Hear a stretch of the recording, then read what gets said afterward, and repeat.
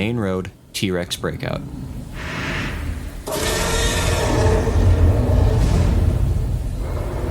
One of, if not the best scene in the entire Jurassic Park franchise. It does so much right, but there's always this one thing that people bring up. This pit. Or moat. Or whatever you want to call it. On a first viewing, you likely won't even notice anything wrong, but once you really look at what's happening, things sort of start to fall apart. Or at least it seems like it. Maybe the pit actually makes sense. And no, it's not like this or this. Pretty much every video I see talk about this gets something wrong. So, let's make a virtual diorama of the scene and sort out once and for all the biggest quote-unquote plot hole of Jurassic Park. I'm going to be using Dreams to make this a reality. Dreams is a creation tool I'm using to make my game Cretaceous Kingdom. It's actually the whole reason I decided to make this scene. I needed a main road scene for my game, so I wanted to make my scene resemble Jurassic Park's main road. I also wanted to document the process and show off what it's like to make a scene for this game. Now thankfully, I already have most of the models I need to put this scene together. There are only a few unique models I'll have to make, like the restrooms, the sign, the tunnel, the goat, and maybe a few other small things here and there. Otherwise, I've already got some good environmental assets, a fence model, and a nice ground texture. The ground is usually what I start off with for an outdoor scene like this. To begin, I placed in parts of the ground and some track pieces. To get the gravel texture, I used my normal ground sculpt that I use for the rest of the game and put a light gray sticker on the top layer. Stickers can be very useful for simple effects like this. I then wanted to get a feel for the fence shape. Luckily, since I already have a short animation of the scene made, I just copied the fence layout from there and stamped it into the new scene. Although, as you'll see soon, the fence will need a lot of adjustments. This particular fence model that I took from that animation was only meant to be seen from certain angles, so there's still some work that had to be done to get it ready for the scene. Next, I started working on the moat wall, and yes, it's meant to be one of the concrete moats mentioned near the beginning of the film. Full 50 miles of perimeter fence are in place. And the concrete moats. All I had to do to make this was stamp a gray rectangle and scribble on some details to make it look more like concrete. I also added some green patches in the corners to resemble the moss. Then I cloned the concrete block around a few times and flipped it across different axes so it didn't look obvious that it was just a repeating texture. After a while, I had this. I thought the moat was already deep enough, but after adding in the tree, I realized it had to go much deeper. The car has to be able to fall from the fence onto the top of a massive tree. So I extended the wall down, and now you might be able to tell how the scene comes together. So a lot of people think the pit is just a huge mistake or plot hole that just appears out of nowhere, but you have to remember, they actually had to film this scene. They needed to put a physical 4.5-ton animatronic behind that fence, and they couldn't have just had it float over a real pit on the set. There had to be a dedicated space for the pit and a dedicated space for that animatronic to stand. So here it is. This is the primary reference that I use to try to understand how this scene works. You can see here there's a spot for the T-Rex to stand and walk out of the enclosure, and a massive drop right next to it. This is a popular depiction of how many people think the T-Rex paddock works. But from this shot, there seems to be only foliage in that direction, no concrete wall. So I'm going to be sticking with this production sketch as the reference I use. Now I'm not going to argue that it's a little strange to have this massive drop-off where this extremely expensive T-Rex could have just accidentally fallen off the edge. But you have to think about real zoos and the kind of deep moats they have there. Now take into account these dinosaurs are a lot bigger than a normal zoo animal, and now you end up with this giant 100-foot deep pit. Now you also come to the question, why? Why would they have this giant moat if the T-Rex can just walk up to the fence anyway? Well, if you look to the left of the fence here, you'll notice another thing that a lot of people like to bring up. The fence just ends. And so the concrete moat is put in place so the T-Rex can't just walk around the fence. Getting back to the scene, I filled in most of the rest of the ground and started placing in the background mountains. Once I was fairly happy with that, I started working on the restroom. In the production sketch, the bathroom has this octagonal shape, but after looking in the film, it appears to have more of a square shape. This is something that would take a while to figure out, but first I just wanted to make that front wall. I first made the bamboo with these little gaps between the sections, but then I realized that's not at all how bamboo looks. So I scrapped it and more accurately did the bamboo. It's still missing the color, but I liked how it turned out. Next up, I had to make the door. This was also a little tricky to get the scale right, but for the most part it wasn't too complicated. A lot of the recreations of the restroom that I saw had this square, boxy shape to it, and from this shot, I can see why. But if you look at it from the inside, you can see there's another slanted wall that connects the front and side walls. So I replicated that look and kept the back walls at a 90-degree angle since that's how it looked from my reference.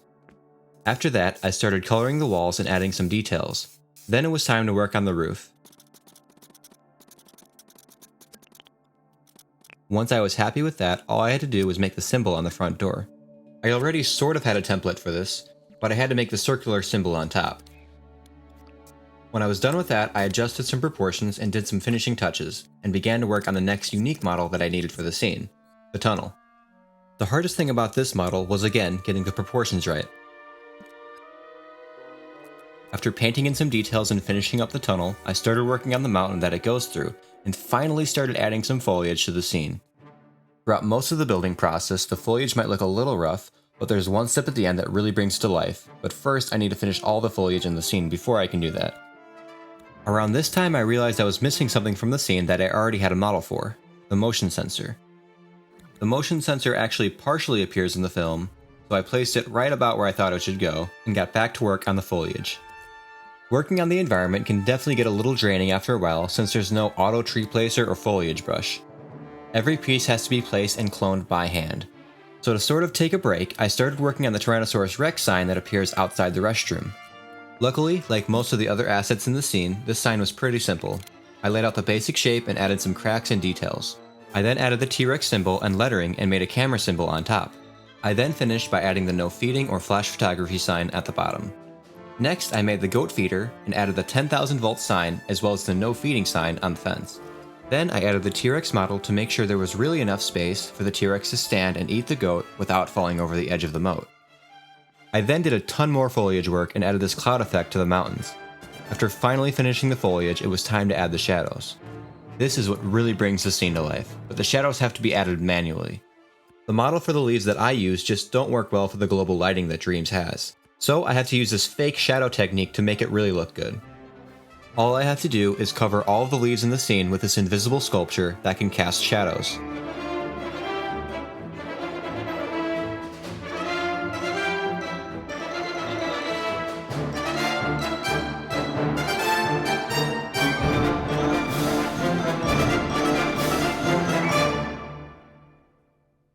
And done. Things are starting to come together and the scene is almost done. All I really had left to do was the goat, and luckily since I'm using Dreams, I can just check to see if someone else has already released a goat model for people to use. And I was able to find this. Okay, so there's still some work that has to be done, but it's still better than making a goat model from scratch. I was able to fix it up, add some details, add the collar, and make some animations in record time. And just like that, the scene is done. Now, let's finally figure out how the moat works in the T-Rex breakout scene. Now, I could have something wrong, but this is my understanding of how everything works. So, the T-Rex stands here to eat the goat and break out. It walks between the two cars before making its way to the front car with Lex and Tim. The T-Rex then flips the car and begins to attack it. But there's a big problem here. The car has to move pretty far to get to the drop-off. But I think I might have a way to explain that. If you look at one of the animatics for the scene, you can see the T-Rex drag the car all the way back to where the moat is. This isn't shown in the film, but you can assume it happens off-screen, maybe when Grant goes to get the flare. Either way, the car ends up right in front of the moat where it gets pushed off into the tree below.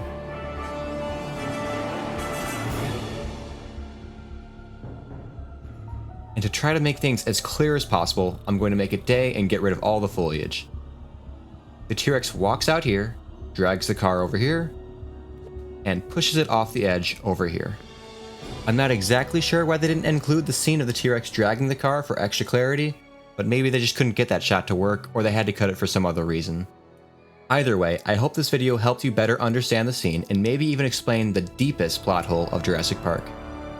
Again, this is just how I interpreted the scene based on the production sketch and watching the scene over and over again. If something still doesn't make sense or you think I got something wrong, please let me know in the comments. I definitely had a lot of fun putting the scene together, and I can't wait for all of you to be able to explore it yourself when Cretaceous Kingdom finally releases. No, the game is not released yet, but recently someone new joined the project and I'm no longer a solo developer. Thanks to the new developer Hake, the speed and quality of development has really started to pick up, and I'm predicting the game will be released this year. If for whatever reason it's not ready, there will at least 100% be a playable demo or something for everyone to get their hands on. If you want to see some of the stuff we're working on as it gets made, I highly recommend checking out Hake's channel.